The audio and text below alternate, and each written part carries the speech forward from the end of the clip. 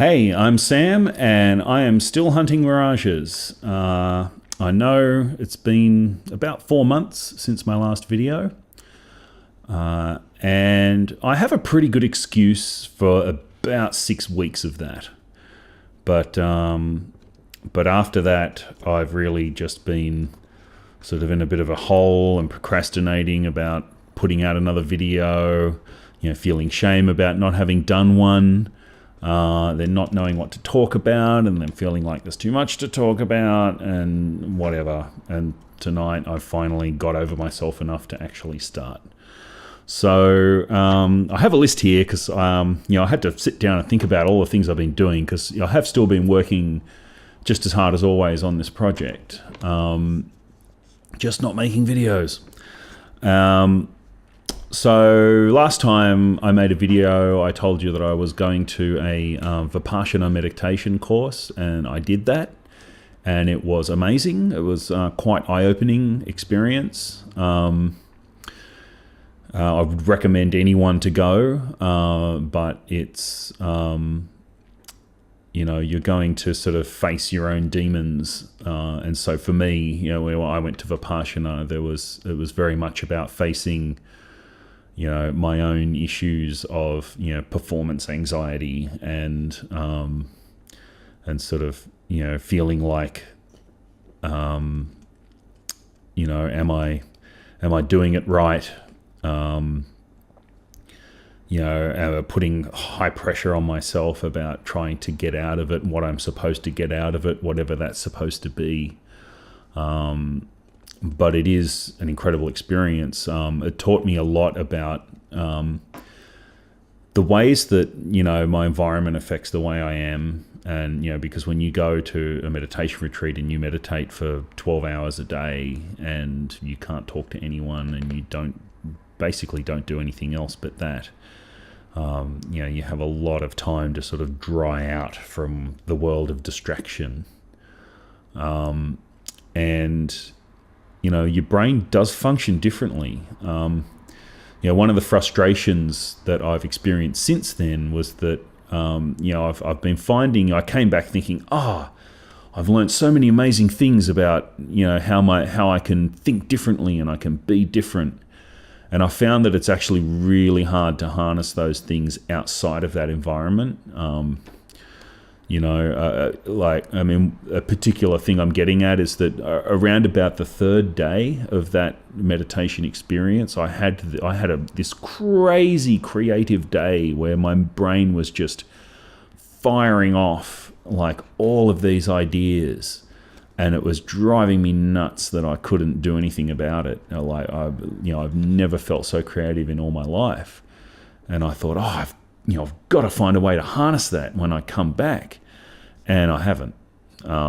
It seems to me that, the only, so far, as far as I can tell, the only way you can really get yourself in that way is to be in that incredibly secluded environment. And getting that secluded environment is really hard when you live in a social situation. I live alone.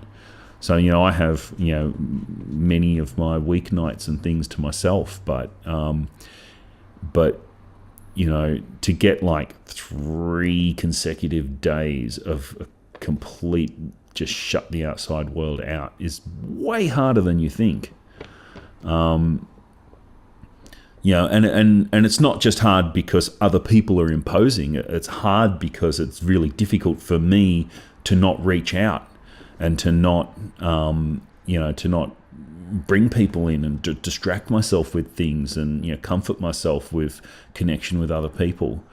But, I was going to bookmark that. That is something I want to explore. Maybe I'll explore it further by going and doing another Vipassana retreat. But in any event, an incredibly interesting experience. Anyway, after I came back from Vipassana, the real reason that I didn't make any videos for a while is because I moved house, which was kind of quite unexpected. But the previous place where I was living, where I made all my other videos, was ridiculously hot over this summer that we just had here in Newcastle, Australia. It was a record summer for us anyway, and that place was just really badly built and really poorly insulated, and I couldn't stand it. And then I'd actually been watching an advertisement for this place that I'm living in where I'm right now, which was only 3 kilometers from work instead of the 40-minute drive from work that my other place was. And it was the same price. And it was a much nicer, like the other place I was in was actually a converted office, and it felt like it. This place is actually a proper apartment. It's still a shop top. And I have no neighbors in the building, which was a huge selling point because it means I can be noisy at night. And, there's nobody in adjoining walls or anything like that. Anyway, I finally decided to take action on it because, this place had been on the market for a while, and, it was everything I wanted. But when I first spotted it, I thought, I'm still under a lease, at the other place because I was still months away from my lease ending. And I thought, look, I can't do anything about it. I'm in a lease. When I came back from Vipassana, I thought, I'm only 2 months out and that place is still available. And I want it. I just got this bee in my bonnet. I really wanted it. And so, to cut a long story short, I ended up negotiating a early exit from my old lease. I ended up leaving on my final day. I was like 6 weeks before what would have been the end of the lease, and they let me out with no penalty, which was great. I just paid rent up until my final day, and that was it. And I got my full bond back and all the rest of it. And then and so I signed a lease on this place. And then I had to move, and that, a couple of weeks of packing, a weekend of moving, and then the following weekend of cleaning up the other place before I handed the keys back and all the rest of it. And so by the time all that was finished with, was probably about 2 months later since the last video. And then, I was unpacking here and, and then, a whole bunch of things happened. Like I got, my lighting setup is a bit different. It took me a while to get things the same. And then I got a software update on my phone, and it changed the camera app. And with the old camera, I'd taken a while to get my settings all just right so that it looks like this. And I'd saved it as a setting in the camera app. And I used that every time I made a video. And I got a major update to the phone OS, and it gave me like a whole new phone app, and all the settings were gone. And I had to start from scratch. And not only were all the settings gone, but all the controls were different. And so, I actually set up to do a video about 2 or 3 weeks ago. And I spent all night futzing with the lights and trying to get the camera right, and just gave up in frustration. And you might think, well, why do you have to screw around so much with lights and camera settings? It's just a selfie video. And yeah, I've thought about that. But, I like how this looks. It matches this is actually a similar lighting setup to what I used when I did the photos for my website. And I liked that look so much. I thought, I'm going to use that look for my videos. And once I had that idea, I couldn't let go of it. If I just sat here, just under the ceiling lights, just holding the phone and just doing a talk to the camera sort of selfie thing, I just wouldn't feel as good about it. And so, yep, bit of a perfectionist, but ultimately I like the way these videos turn out. So there was a bit of screwing around with that. Then I had my work conference. At work, we had an annual conference, and there's a big work crunch leading up to it. And so after I'd moved, that then sort of, dovetailed neatly into the looming conference crush sort of thing of getting this stuff finished. And then the major project that we had, we kind of sort of delivered for conference, but then there was overhang after that, and that went on for a couple of weeks. And then eventually, so now we're up to a month ago. once the conference was done. And then at that point, I actually took a week off. I took a week off work. I didn't go anywhere. I specifically wanted to work on my music. I decided that during that week off, I was going to make a video. And I didn't, because I was just in a real funk about what the video should be. And I specifically decided for that week, since I'd sort of built it up so much, that I was going to give myself a pass on what I did in terms of my creative efforts.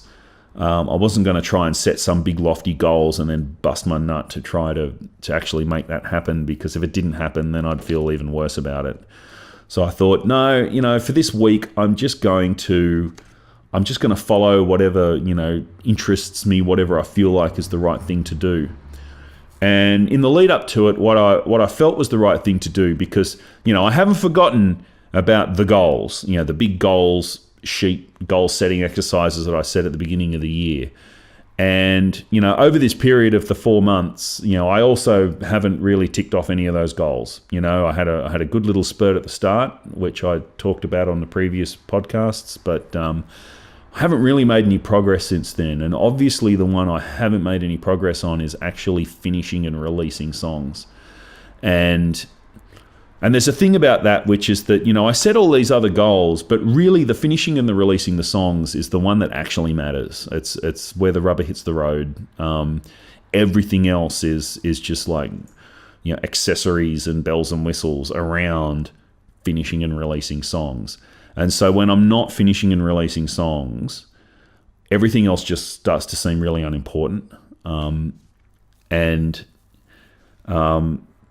So anyway, leading up to this period when this week that I took off, to purely to work on my art, and I was thinking, why aren't I finishing songs? I'm, thinking doing a lot of navel gazing about this, and, trying to work on some tracks and not being happy with it, and etc. And I had a bit of an epiphany, and I thought, one of the big blockers to me finishing songs is that I'm not comfortable with what I can do as a vocalist.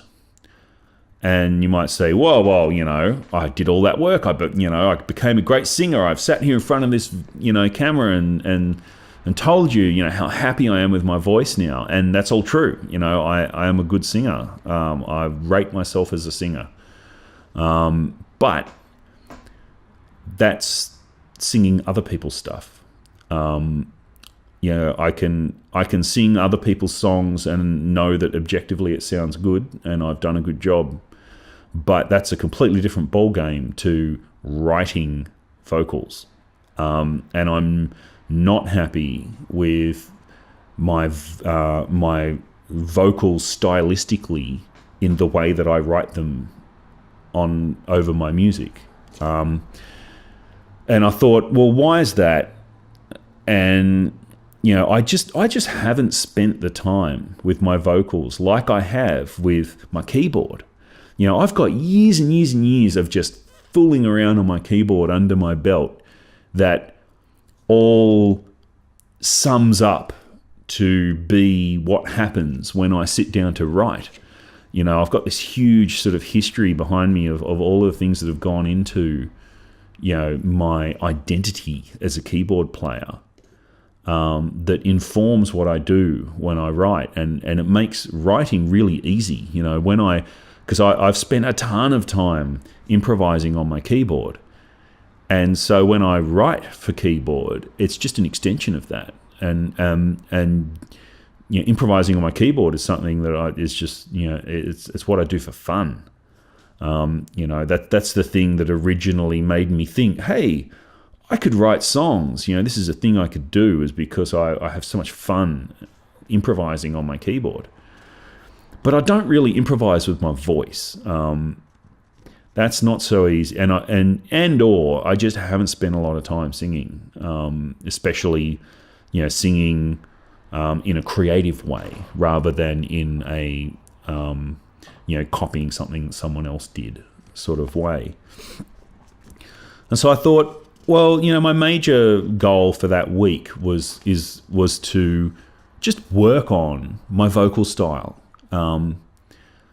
Try different things, try different styles, and I did that. And I started writing a song that week that is really good. I'm really happy with it production-wise. I made several passes at the vocals, which each pass is like, I can see progress in those passes. I've written and rewritten lyrics for it. The lyrics are okay. The vocal style is better than I've done before. But it just didn't get over the bar in terms of me just going, wow, that's a great song. Especially since, it's almost unfortunate. I'm not going to be ungrateful for this because it's amazing. But in that week, I also upped my game in terms of my track making, like the backing track, like the track that I've written for it with the drums and the bass and the keys and all that sort of stuff is even better than anything I've done before. And the reason that that's unfortunate is because my problem always with my vocals has been that, the quality of my tracks is up here and the quality of the vocals is down here. And I'd like write this great track and I'm like, the vocals let it down. I can't release this because it's a great track and I just don't want to murder it with that vocal. I want to write a vocal that meets the track, that matches the track, that serves the track and is commensurate with the rest of the piece. And I didn't do that over the course of that week, even though I made good progress with working of just producing vocals stylistically. I made good progress on just fooling around with vocals and experimenting, and that was all good. But at the end, with this shit hot new track I'd written, the vocals just weren't shit hot, which is not to say that the work I did wasn't good, but it didn't result in a track I wanted to release, which is like, bugger. And so I'm still working on that track. I've since done another vocal take on it that's still like good work in terms of trying to progress my vocal style, but not a vocal where I'm like, yes, that is the vocal for that track. So that was my week off, my quite productive week off, but still did not actually result in something that I wanted to actually release. So since then, that was a few weeks ago now. Since then, I've just still been plugging away at stuff. Another piece of exciting news is that after many years of writing and trying to write heavy music with just keyboards, which is kind of my shtick, I finally caved in and bought a guitar, which is just over there. I bought a Variax Shuriken, which I'm not going to go into a lot about what this guitar can do. Maybe that'll be for another video. But this is my Variax Shuriken. And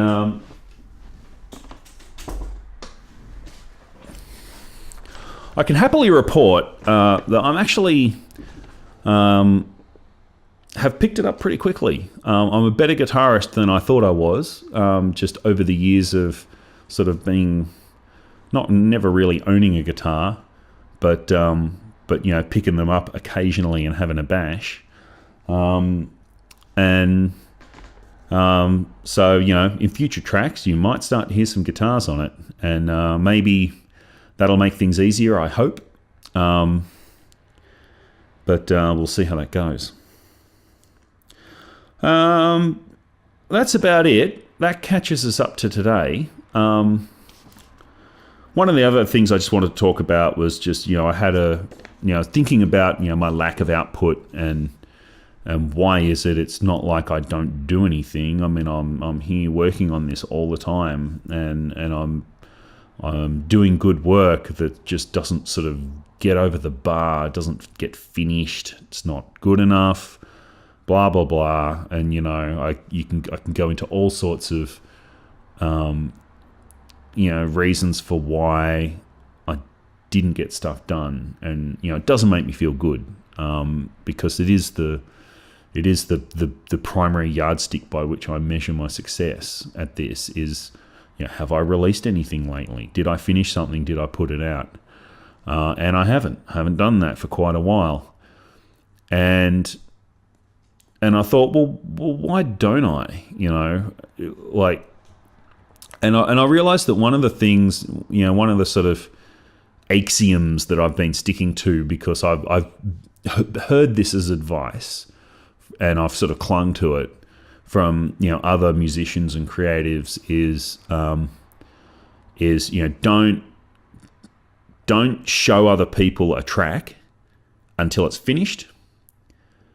And when it's finished, you just put it out and you forget about it.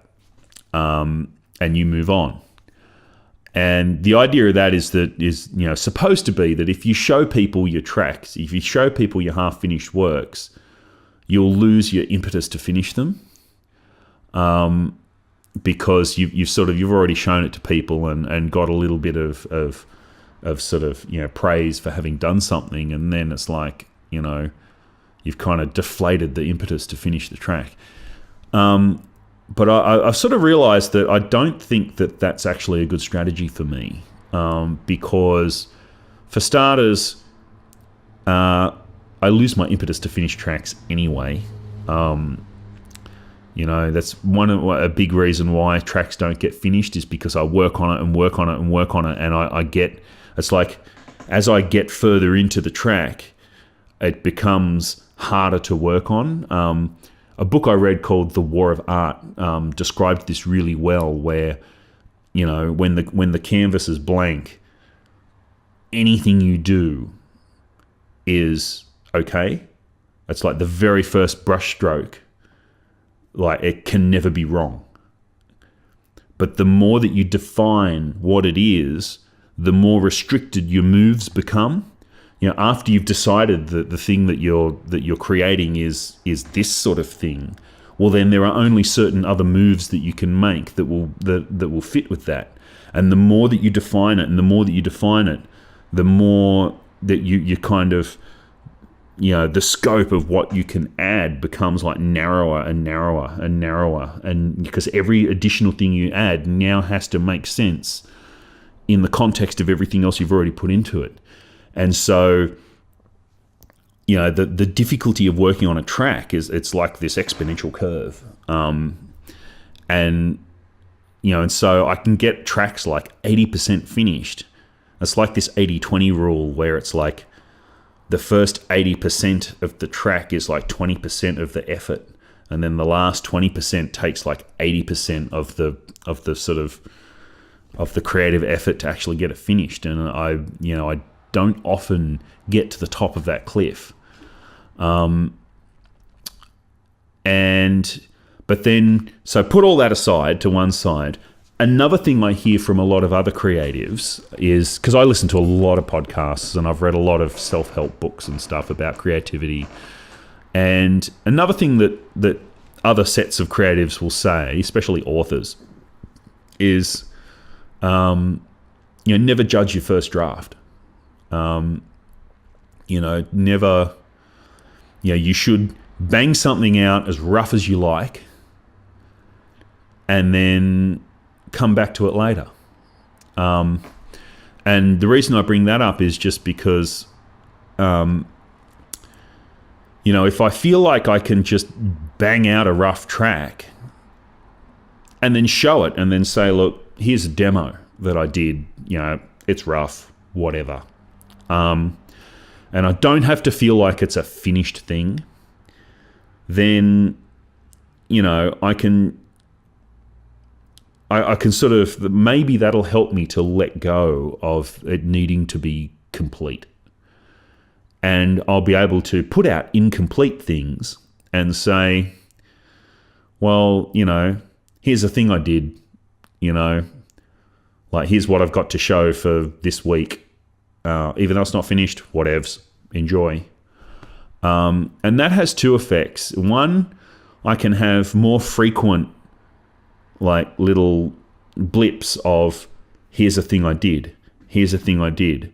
I'm racking up points on that, on that success marker I've got of measuring myself by my creative output. But another thing that it does is that it says that when I put something out, it's not the end of it.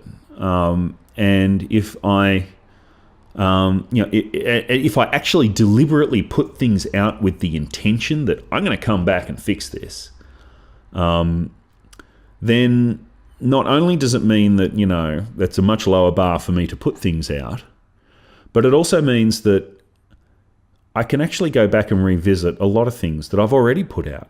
And that if I, rather than my process being make a song, finish a song, put a song out, make a song, finish a song, put a song out, if instead it's more like, work on a song, show what I did. Work on a song, show what I did. Work on a song I've worked on before, show what I did. And that it's just this big sort of group of works, and I'm just sort of moving around, revisiting different works at different times, and upgrading them. Maybe I'll work on one and put it out, and people will be like, "Nah, the old one was better," and I'll be like, "Yeah, okay." It's and then and I'm just more free to look at different, even go back to some of my earliest works and totally update them with all of the new knowledge and singing ability and production skills that I have now, and say, hey, here's this. That maybe that might result in me being able to get stuff out more frequently, and just feel like I'm just being more productive. Because, I sit here a lot and I work on stuff, and it's not a finished track that I want to release. And I tell myself, nope, that's good. You're doing good work. Don't worry about the fact that you haven't put out a track. Don't beat yourself up about it. You're doing good work. Just keep it up. But it just doesn't quite feel the same. So that's about it. I've got a couple of other things to talk about, but I think I'm going to save them for some other videos. So not going to promise a schedule, but hopefully there'll be another one soon. As always, thanks for watching. sam.kearns.net.au. I actually have huntingmirages.com now, but it just points to that website for now because I haven't done anything with it, but I will. And thanks for watching. See you later.